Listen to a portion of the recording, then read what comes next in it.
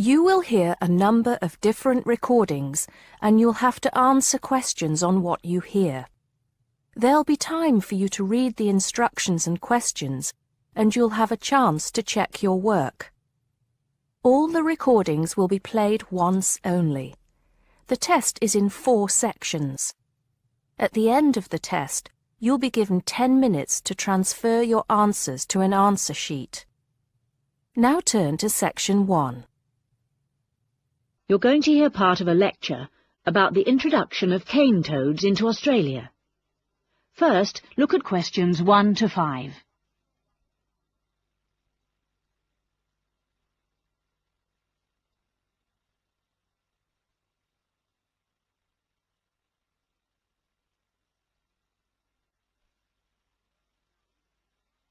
Now listen and answer questions 1 to 5. In today's lecture, I want to look at one of Australia's least loved animals, but one that has an interesting history, from which I think we can learn a fundamental lesson about problem solving. While Australia is famous for its many wonderful native animals, in particular the kangaroo and the koala, it also has some less attractive animals, many of which were actually brought to Australia in the 19th and 20th centuries. Perhaps the most well-known introduced animal is the rabbit, brought originally by the early settlers as a source of food. Another animal to be introduced by the settlers was the fox, for the purpose of sport in the form of fox hunting. But perhaps the most unusual animal ever brought here was the cane toad. Here's a picture of one. It's a large and, some people would say, very ugly species of toad, and was deliberately imported to this country by the sugarcane farmers in 1935 to eradicate the beetle which kills the sugarcane plant. The cane beetle is the natural enemy of the sugarcane plant. It lives in the cane and drops its eggs onto the ground around the base of the plant. The eggs develop into grubs, and then the grub eats the roots of the cane, resulting in the death of the plant. In the mid-30s, there was a serious outbreak of cane beetle, and the farmers became desperate to get rid of the pest which was ruining their livelihood. Now you have some time to look at questions 6 to 10.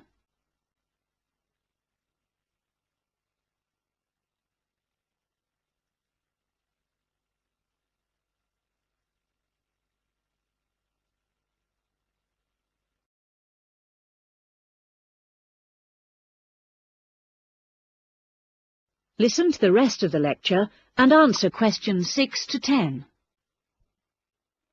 Meanwhile, news was trickling in from overseas about a toad, native to Central America, which supposedly ate the beetles which killed the cane. It was reported that the toad had been taken to Hawaii, where cane is also grown, and introduced with apparent success. So, with the backing of the Queensland authorities, the farmers arranged to import 100 toads from Hawaii. The toads were then released into the cane fields to undertake the eradication of the cane beetle.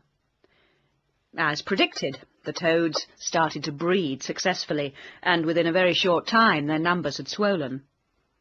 But there was one serious problem. It turned out that cane toads do not eat cane beetles. And the reason for this is that toads live on insects that are found on the ground, and the cane beetle lives at the top of the cane plant, well out of reach of the toads. In fact, they never come into contact with each other. Now you may well ask, how did this terrible mistake ever happen? And the reason is quite simply that the farmers were desperate to find a way of ridding their fields of the cane beetle, and so they accepted the reports that had been written without ever doing their own research. And the added irony is that in 1947, just 12 years later, an effective pesticide was developed which kills the beetle, thereby ensuring the survival of the sugarcane industry to this day. Meanwhile, much of tropical northeast Australia is infested with the cane toad, which serves no purpose whatsoever, and experts claim that the toad is spreading south in plague proportions. Now, as agricultural scientists, we have to ask ourselves, what lessons are to be learned from this tale? And I can think of 3 main points. Firstly, one should never rely on claims which are not backed up by evidence, i.e., in this case, evidence that the cane toad actually eats the grub of the cane beetle and thereby kills the pest. Secondly, we should look very carefully at possible effects of introducing any living species into a new environment. And lastly, one should not allow one's decision-making to be influenced by a sense of desperation, which may cloud the issue. In other words, one should always seek objective advice.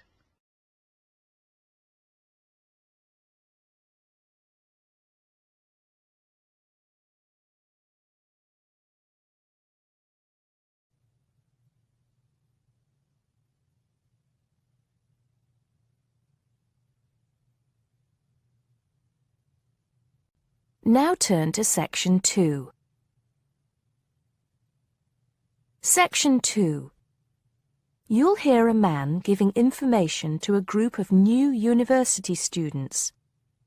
First, you have some time to look at questions 11 to 15.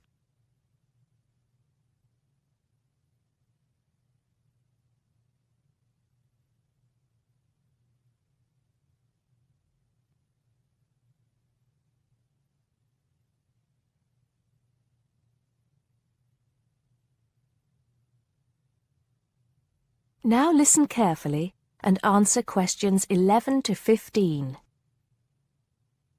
Good morning, University of Radstock students, and thank you for coming out today.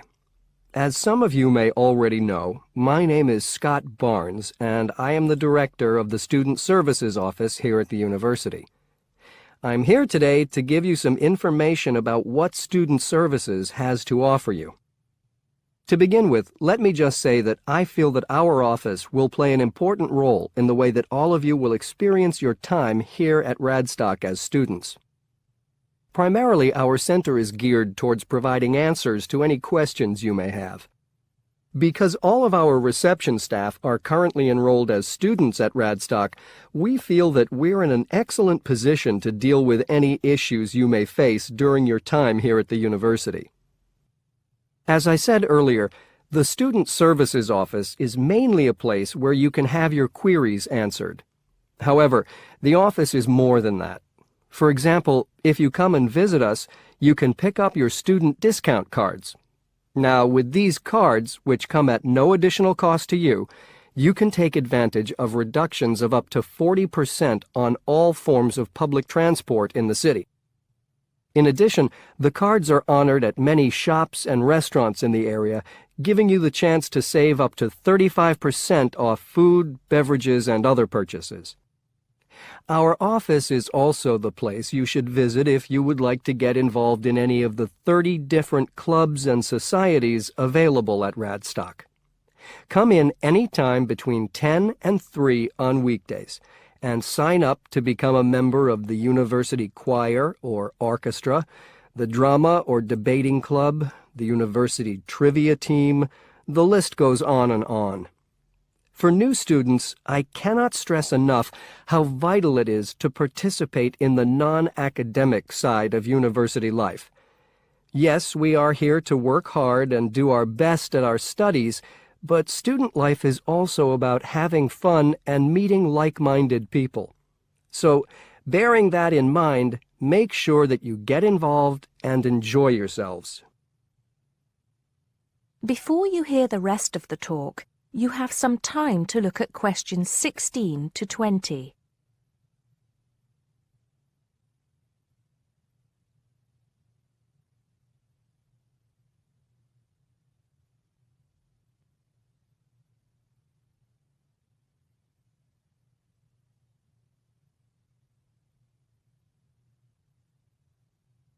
Now listen and answer questions 16 to 20. Moving along, I'd now like to talk to you about another very important service that our office provides, and that is counseling. I'm sure that you are all well aware that there are times in life when things can go wrong and times can get tough. We all have to endure difficult experiences, and these difficulties can be emotional or physical. Whatever the case may be, talking with an experienced counselor can help you through the trying times. The counseling service here at Radstock is staffed by counselors who are qualified to help you deal with problems ranging from homesickness and loneliness to eating difficulties and life changes. To see a counselor, we recommend that you first visit our drop-in center. We run drop-in sessions on a daily basis from 9:30 a.m. to 2:30 p.m., and to reserve one of these sessions, you can telephone the counseling service on 121-5648-3907 on the day you wish to visit. Or, if you prefer, you can come into the Student Services office anytime after 8:30 a.m. and complete a booking form. If it should happen that you need to cancel your appointment for the drop-in session, we would request that you contact the counseling service as soon as possible to let them know. Drop-in sessions can be as short as 20 minutes, but it's more usual for them to take about 45 minutes. During that time, you will be asked some questions to clarify your situation, and a decision will be made as to what further action, if any, should be taken. After your session, several things may happen. Firstly, you may be referred to one of the university's counselors for further counseling, which normally consists of another 8 sessions. Secondly, you may be asked to visit another source of help within the university. Or finally, you may be referred to an external organization. Whatever course of action might be taken, you may rest assured that what goes on in these sessions is treated in strict confidence. I'd also like to mention that the counseling service runs numerous workshops on the campus every year. The focus of these workshops tends to be on personal development, and past topics have included motivation, self-identity, and impression management. There is no fee charged for these workshops, and if you require more information, feel free to contact us at stuser@acadia.co.uk. That is the end of Section 2. You now have half a minute to check your answers.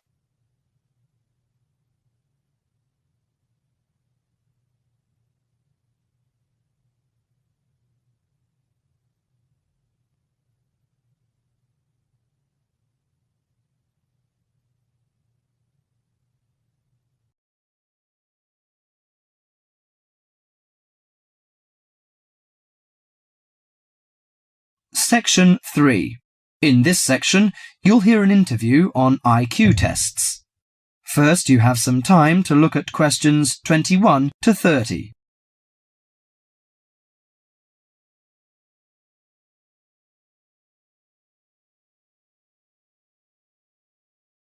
Now listen carefully to the interview and answer questions 21 to 30.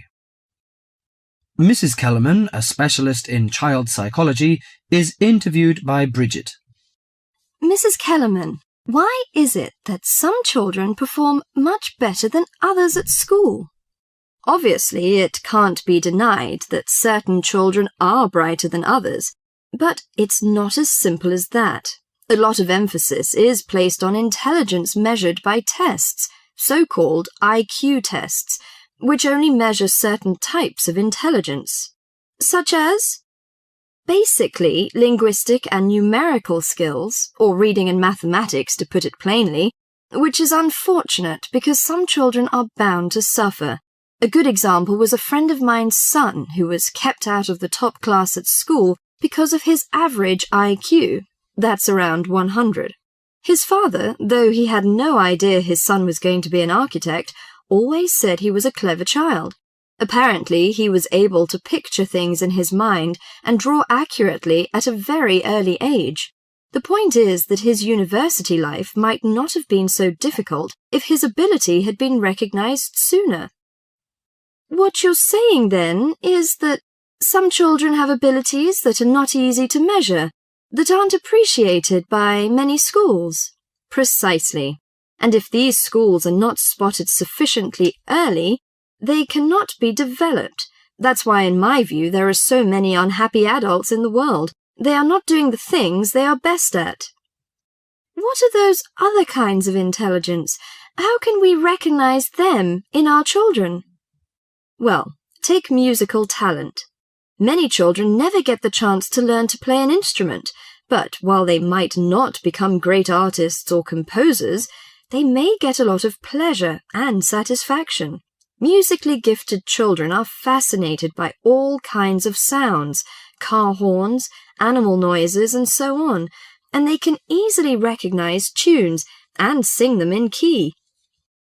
How can a parent encourage them? Sing to them and teach them new songs. Buy a piano or even a cheap instrument such as a recorder. If you can afford it, send them to music lessons as soon as possible. Play recordings of different instruments to them. What about a child who is good at sport? Could that be described as a form of intelligence? Most certainly. We psychologists call it motor or bodily intelligence. These children move gracefully and handle objects skillfully. A child who finds it easy to take things apart and use various tools may well become an engineer with the right encouragement. We should give them models to make and take them to science museums. However, unless these children are also good with words and numbers, they will probably not do well in school examinations. Is there anything a parent can do to help in this case? Yes, it may be worth spending money on private lessons, but, hardly anyone is good at everything. In my opinion, a child should be judged on his individual talents. After all, being happy in life is putting your skills to good use, no matter what they are. That is the end of section 3.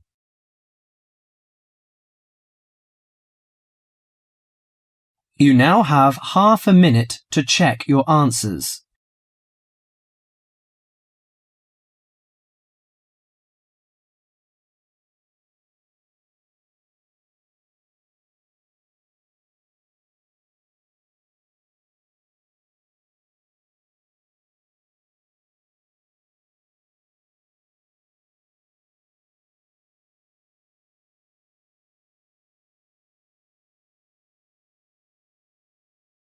Section 4.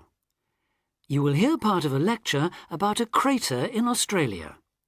First, you have some time to read questions 31 to 40.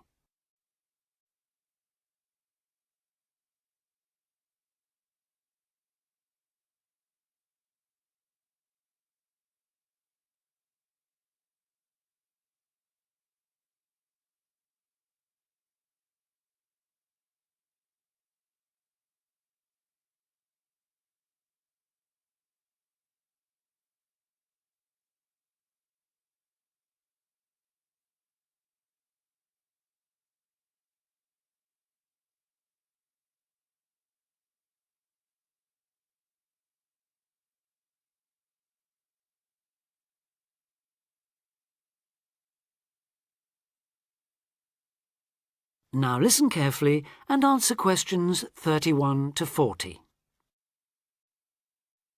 Lake Acraman in South Australia is Armageddon for the purist.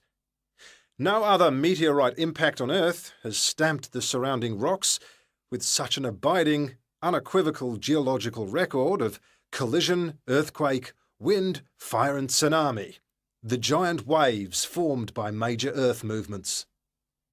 The story it tells is elemental, without dying dinosaurs or even Bruce Willis to complicate its simple message of destruction. First, the numbers.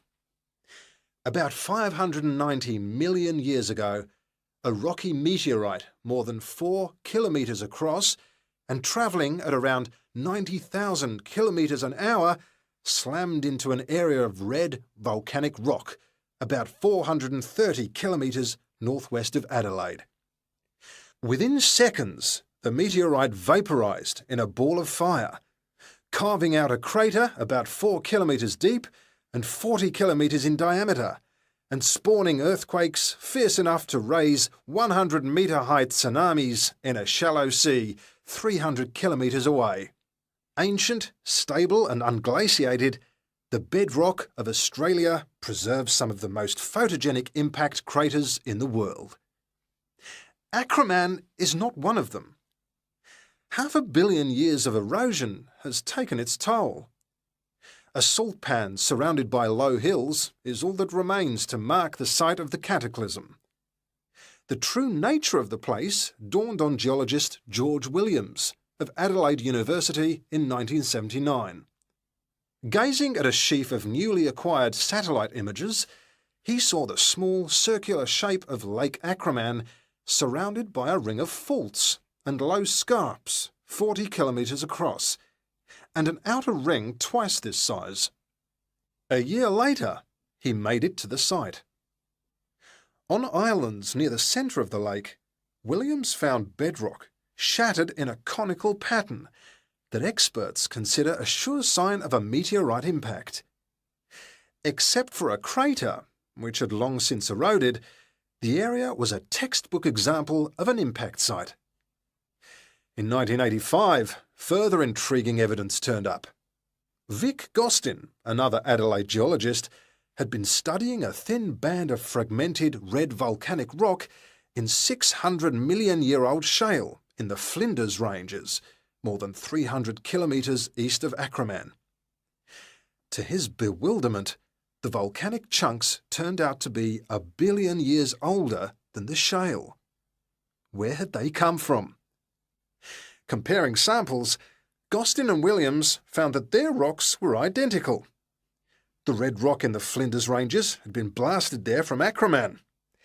Later, the same material turned up at sites 500 kilometres from Acraman.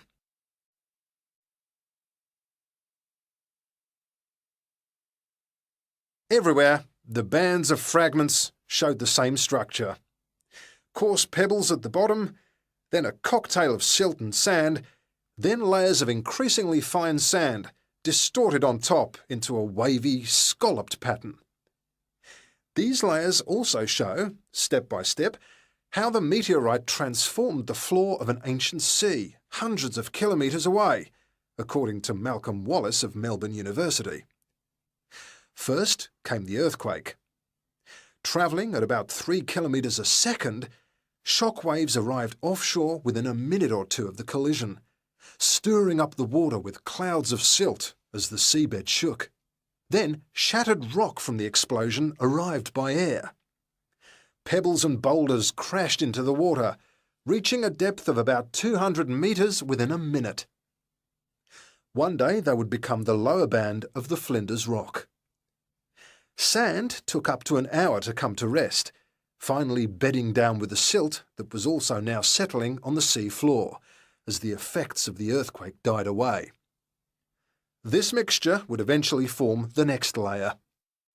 About an hour after the meteorite's impact, huge waves rolled in, leaving the ripples on the surface that later hardened into rock.